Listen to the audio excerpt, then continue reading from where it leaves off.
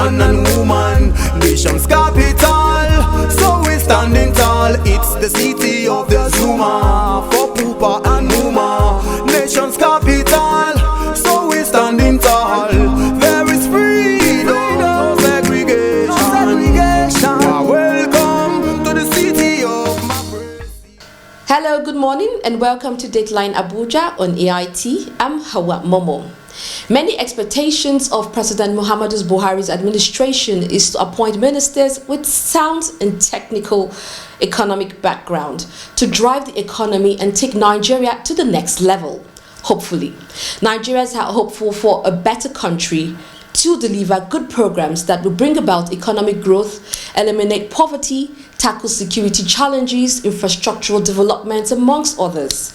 According to the Nigeria Bureau of Statistics, (NBS), the GDP growth fell to 2.01% in the first quarter of last year from 2.38% in the fourth quarter of last year. So with this development, some economic experts have warned that the next level may begin with recession. Some of them said the weak fundamentals currently being exhibited by the Nigerian economy are putting the country's exit from recession under a serious threat.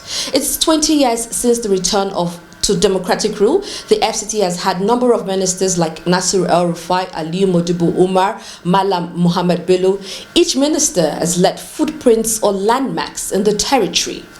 Perhaps the most memorable one was the reign of Nasir El-Rufai, who championed the Abuja Geographic Information System, making Abuja the first municipality in Nigeria with computerized land register and information system. Today on the show, we'll be discussing the expectations of democracy gains in the FCT. Is the pace of development in line with the vision of the planners? What's missing in the FCT compared to other cities like Kigali? And how we can get to the next level without necessarily infringing on human rights. My guest will discuss furthermore on this. Stay with us.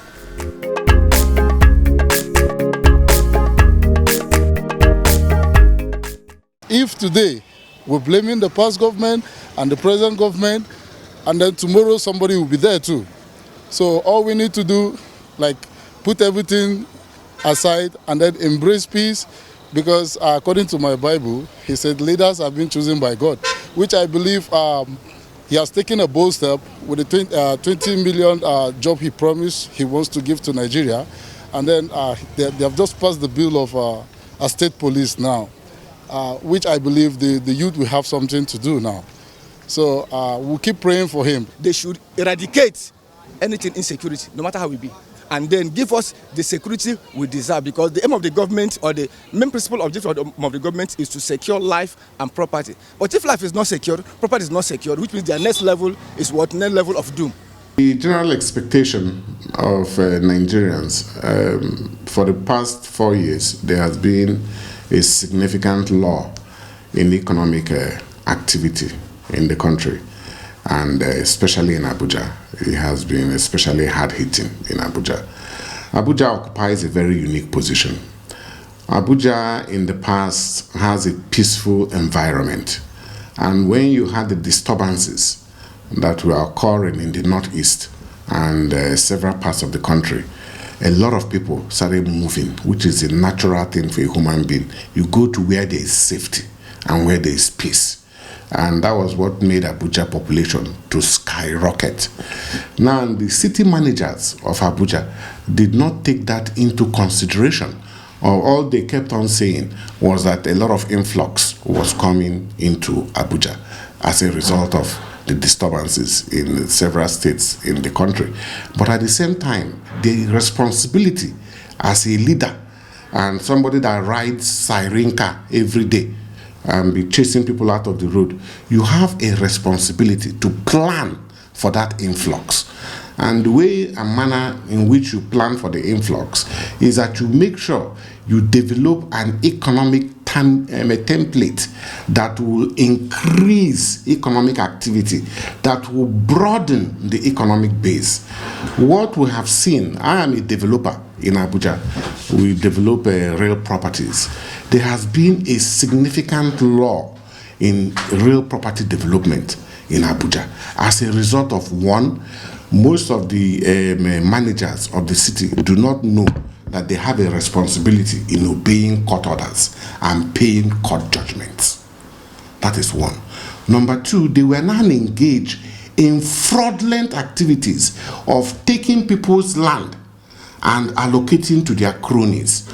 And when they do such activities, it causes a lot of disruption. One activity stop, parties now head to court and take years. Workers are laid off. Nothing is going on while they are fighting because of the pecuniary interest of some certain individuals that deliberately decided to create that disruption. So those are some of the things that happened in Abuja. You know, I didn't see any meaningful economic activity. I didn't see any meaningful drive in promoting growth. I didn't see any meaningful drive in broadening the economic base in Abuja.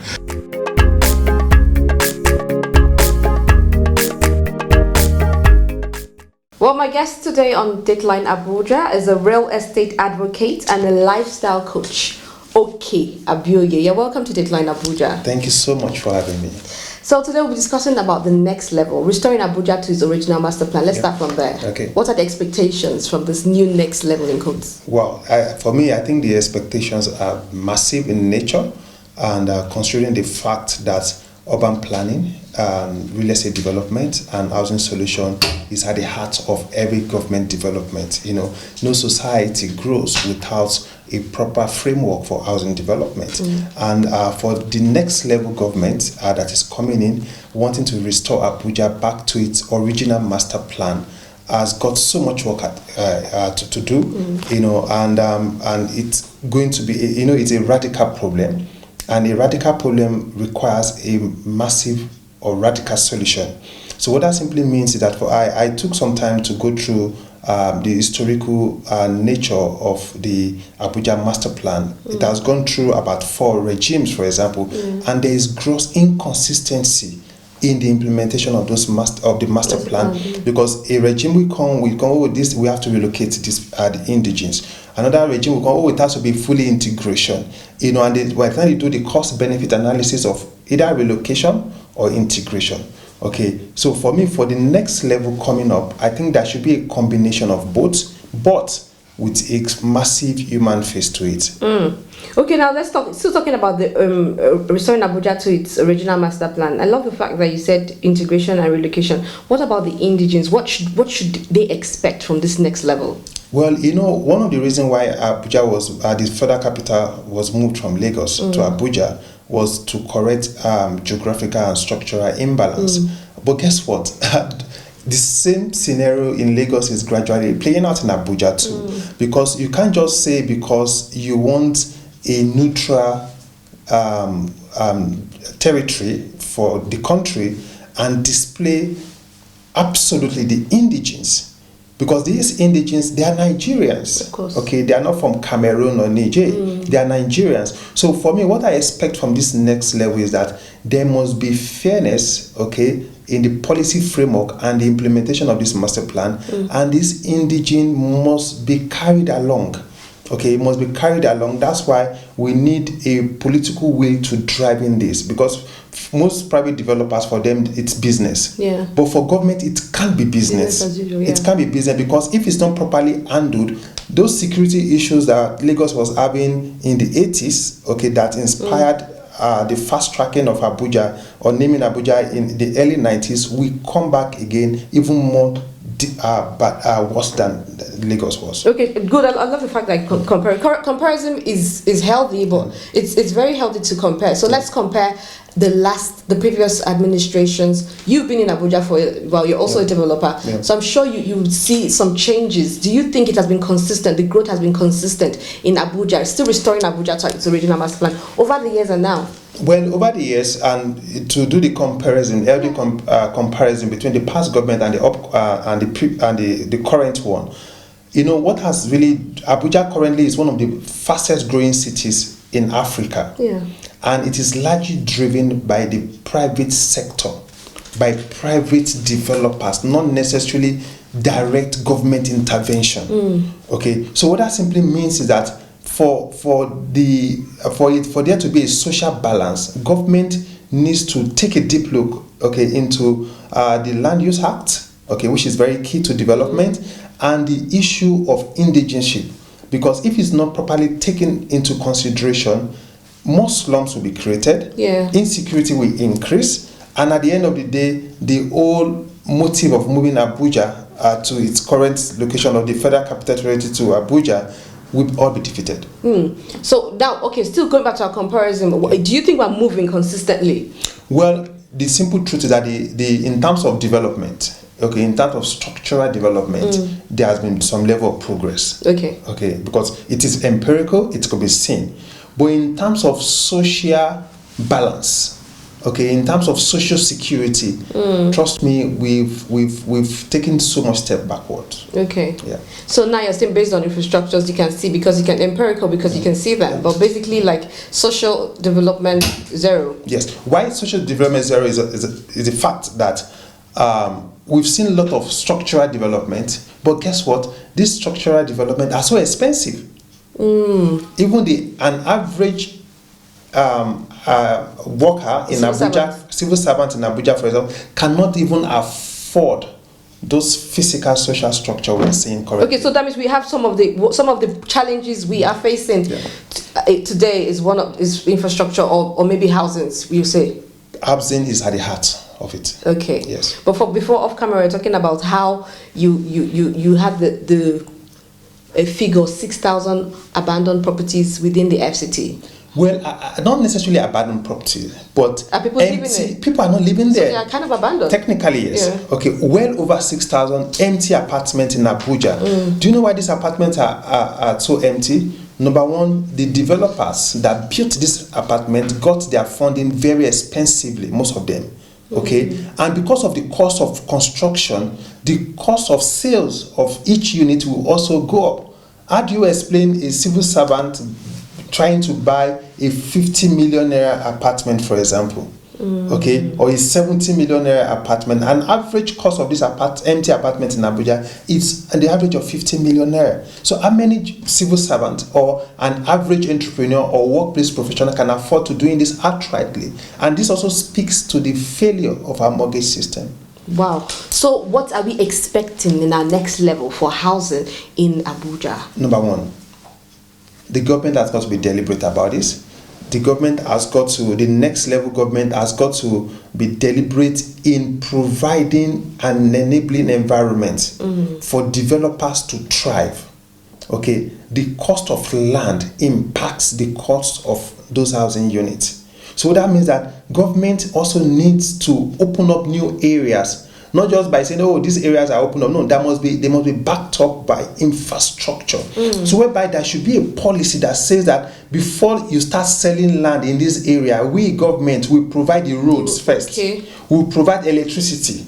So there is road network. When there is road network, then developers can come in and start selling those land or start building on them. Then at the end of the day, the government will still pass the expenses of constructing those infrastructure back to the final owners of those apartments. So at the end of the day, it becomes a win-win. So government has got to make a lot of infrastructural investment for the next level to really be truly next level. So what about our abandoned 6,000 plus houses? Well, Since we know that majority of the workers in Abuja are civil servants, who are the people who are going to provide or pay for such houses? Well, for me, I think at the point the real estate value in Abuja was grossly overpriced because of a lot of economic variables and dynamics.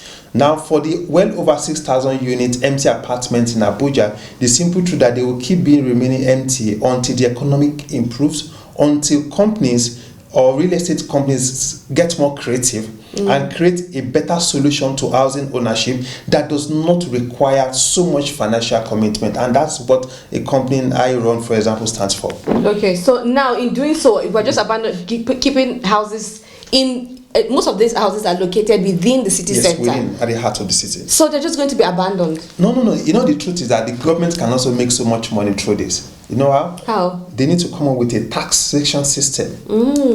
That if an apartment is not occupied over a period of time, the owners, the government, they know the owners of these apartments. They know it's all in the system. Okay, that all the owners will start paying taxes. So you know what would happen? That will help the market in the sense that the owners will be forced to rent them out or sell out at a more reasonable price. And at the end of the day, it's good for the society.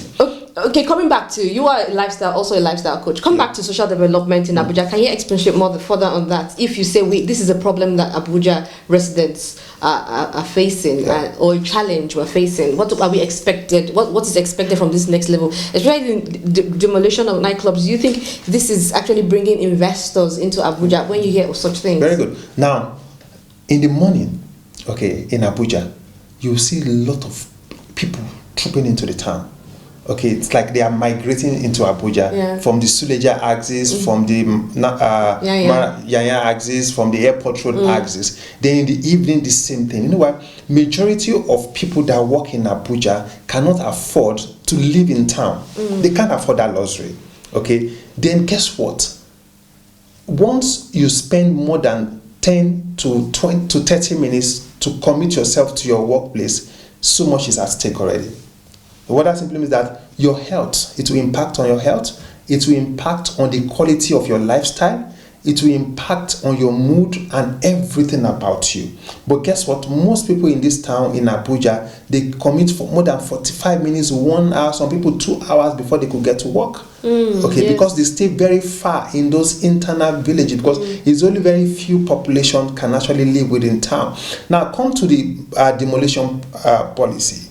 The truth is that when you build on a sewage line, on a green area, for example, your structure has got to be taken off for the good of all, even for your own good yourself. Because we've been so blessed in this country that we don't really have so much of flood issues, for example. So God has been so kind to us in terms of our climate. So but like for example, the nightclub that was demolished in Abuja, for example, there are different dynamics to it. The question is that I don't even have issue with demolition and everything. The question that was the right process followed. Was it? I don't know. We need to find out for the government. So that means that the development control needs to be asked that did you really follow this process? Who even approved the building in the first place? Because people now needs to be held accountable for what they do, even when they have left government. Because somebody approved that building, and somebody approved the use of the building for what they were using it for before it was demolished, because that building has been there for the use of that nightclub, or they've been using that building for nightclub for years before the demolition. So there is actually more to it, and trust me, when the right process is not properly followed, it gives low confidence for investors. It gives low, because somebody from Brazil, for example, that feels wow, because the truth is that there are a lot of funds out there waiting to come into countries like Nigeria or any of the third world for housing development, because it's a problem. A friend of mine came in from Sweden some days ago and said, Apie, what are you still doing in this country? There is so much problem in Nigeria. I said, you know what? I'm still staying in Nigeria because of the problems. Because for every problem, you find a solution to the well that you end up becoming. So there is massive. So the housing deficit in Nigeria has created massive room for businesses. But guess what? Those funds are not coming in as they should. Why so? Because of government inconsistency in policy and the wrong process for demolition. So because you demolish somebody's apartment because of a particular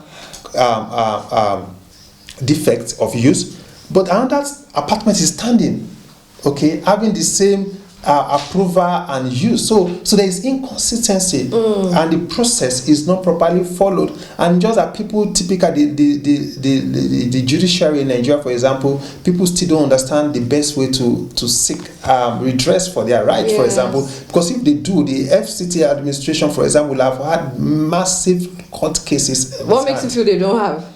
I'm sure I'm thinking that they will even have more than what they have currently. So you see, the demolition is commendable, but the process, that's what you're saying? Absolutely. Okay, beautiful. Now, still going back to our original master plan. Returning Abuja to his original master plan. And we expect that Abuja will be one of the best cities in Africa in the year 2020, which is just like tomorrow. How fast can we meet up with 2020 and be like them Kigali? Very good. Now, interesting thing, Abuja still remains one of the most beautiful cities in Africa, because I've been to some African countries. I love hearing that. Yeah, true. And I'm not being patriotic by saying this. But guess what? That shows that for Abuja to be one of the most beautiful cities in Africa, and we're having all this inconsistency in policy. Just imagine what will happen if the original master plan was properly implemented, okay, and implemented in such a way that it is corruption free. Because one of the problems getting Abuja to where it should be at this moment is corruption also plays critical role.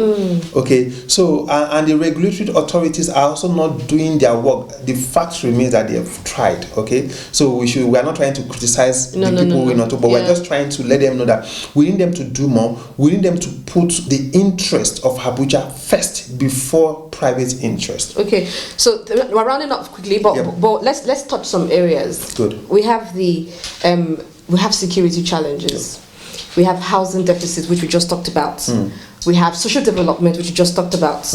We have lack of unemployment. Abuja is, whether we like it or not, we are doubling daily. People are coming in, migrating into Abuja. So we have issues with job employment. What are your recommendations as a lifestyle coach and also a real estate advocate? Wow. See, for Abuja to be restored to its original master plan, number one, government has got to do so much when it comes to PPP, that is private public partnership, that is corruption free. So that means that there must be a new policy framework that encourages, just the way the telecom, for example, was opened up to investors. So the housing development in Abuja, for example, needs to be opened up to investors with great building technology, with eco-friendly system that can really aid the environment and, of course, the lifestyle of people that live in Abuja. And secondly, the government has got to take a deeper look at like I was sharing with you earlier, the concept of crowdfunding. Yeah, can you explain that? Yeah. Now, see the way crowdfunding works. It's like the government needs to also understand that money is no longer naira. Okay, real money is not dollar. Real money now is knowledge. Knowledge is the new money. Okay, like I always say to people that the most expensive currency you can ever spend is integrity. And most private sectors or investors are not moving into Abuja or Nigeria to develop the real estate sector or the housing sector in Nigeria because there is low integrity quotient out there for our government in terms of the ability to follow through the right process. Okay, so crowdfunding is very simple. Let's say, for example, interesting how it's not so new to us in Nigeria, for example. It's always been there. Our grandparents have always been doing crowdfunding, whereby 10 of them will come together, let us contribute 10,000 naira. At the end of the day, one will take, then, that is another way of, exactly, that's another way of crowdfunding. Now, just imagine 1,000 people in Abuja, for example, average professionals, okay, and 1,000 of them say, you know what, let us contribute 1 million naira each. Okay, and that will give you what? 1 billion naira. 1 billion naira, of course, will not give you 1,000 units, but 1 billion naira can give you a mini estate. Yeah, that can be built and jointly owned. Did you say 1 million each for 10 people? Sorry. No. 1 million naira contributed by 1,000 people. Okay, that will give you 1 billion naira. Yes, that which we construct a very good mini estate. But not up to 1,000 housing units. Of course, it's not up to 1,000 units. Just imagine, maybe let's say about maybe like a 50 to 100 units being built. Do you know the jobs that would have been created? Yes. Okay. And do you know exactly? And before you know it, gradually they meet up and they achieve their own real estate aspirations in the process. So and there are a lot of things government can do to really take Abuja to the next level. Now, the simple truth about security situation in Abuja, it's a concomitant effect of the inconsistency in implementation of the Abuja master plan. Okay, because most of those boys out there, okay, that harass you by the traffic light, they are victims. Okay, their parents were victims of demolition, illegal relocation.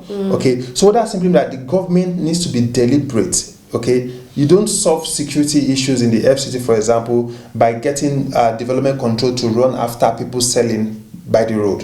The more you do that, the more you create insecurity, because one day those boys will leave what they are selling and they will take to and they will come to haunt every one of us living in our comfort zone. Yes. So that the government needs to take these security issues more seriously in the FCT by ensuring that there is fairness. Okay, there is fairness in land allocation, in land use act, and integration. Integration. Okay, integration. Because when you say you want to relocate the indigent, now I'm glad I remember this.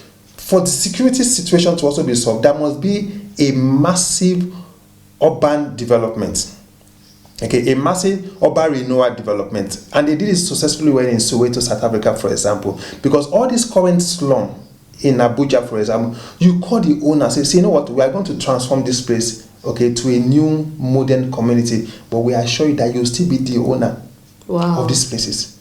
Okay, just that because we've upgraded your apartment, for example, or where you live, for example, you are going to owe the government 5 million naira each. Of which you people will be paying the government so amount every year. And you have like 15 years to pay. But if you feel your payment is becoming a challenge for you, sell your apartment to another person. Okay, you cash out, and that person carries. That's very wise, especially for the indigents. Exactly. Yeah. Exactly. So instead of saying you want to demolish and start building apartments, you know what we are simply doing? We are just delaying our insecurity of tomorrow. Yeah. Oh, thank you so much. I've been talking to Oke Abioye. He's a real estate advocate and a lifestyle coach. Thank you so much for being part of Dateline Abuja. Thank you for having me. Well, that's the end of Dateline Abuja for this week. You can share your comments or your reviews on the expectations for the next level on any of our social media handles showing right now on your TV screen. Till I come your way, same time, same station, I'm Hawa Momo. Bye for now.